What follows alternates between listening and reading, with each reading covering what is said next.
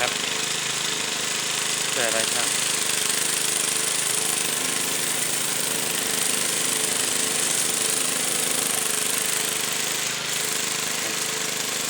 ซ่อนลายครับเนี่ย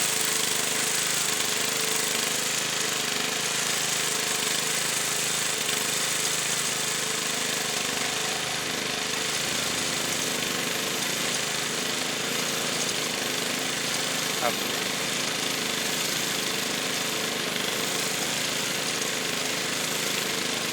เมื่อนี้ที่เขาเกี่ยวกับคนมาใหม่นะครับเด้อเกี่ยวกับงานก่อสร้างตัวนี้สิ่งจำเป็นที่เด็กไม่ต้องรู้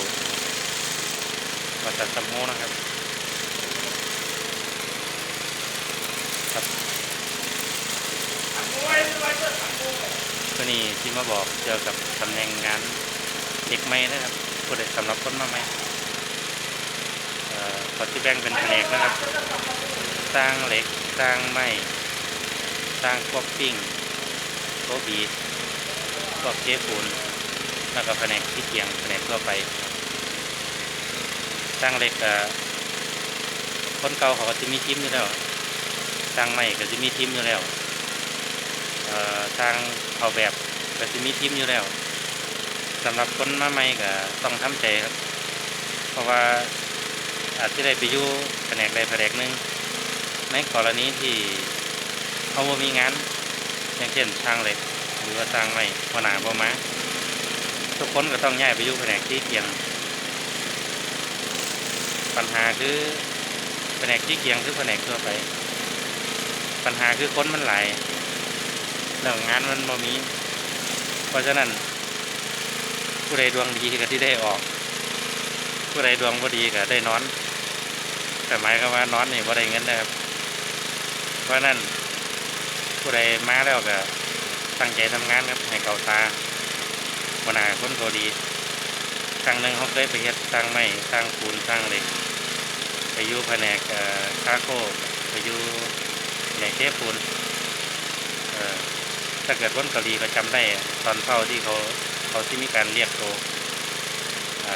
ไปอยู่มงหันตรงนี้ถ้าเกิดผู้ใดสนิทกับเพื่อนหรือว่ารู้จักกับหัวหน้า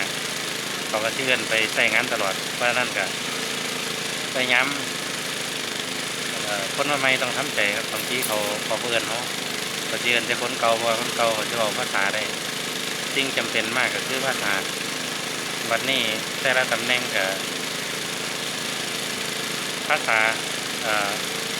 รายการอุปกรณ์สร้างบ่คือกันบางทีเขาใส่งานกับงงๆแน่เลยว่าถ้าผู้ใดเป็นสร้างอยู่กับที่พอมองออกว่าต้องเฮ็ดตัวใดนะแต่ว่าเฮ็ดเสร็จตัวนี้แล้วตัวใดเฮ็ดต่ออย่างนี้ครับอันนี้ก็มีผลที่มาบอกคือต้องทำใจได้ครับเด้อเด็กไหมบางทีอาจจะบ่มีงานได้นอนครับถ้าได้นอนก็ได้เงินหน่อยอันนี้คนนี้สร้างเหล็กไว้งานมี12 คนเทปูน3 คนอีก9 คนผมคนหนึ่งบ่รู้ไปอยู่หม้องใดบ่แน่ใจว่าได้นอนบ่เดี๋ยวต้องรอเบิ่งก่อนเที่ยงครับจังไดก็สู้ๆครับเด็กใหม่เด้อสู้ๆ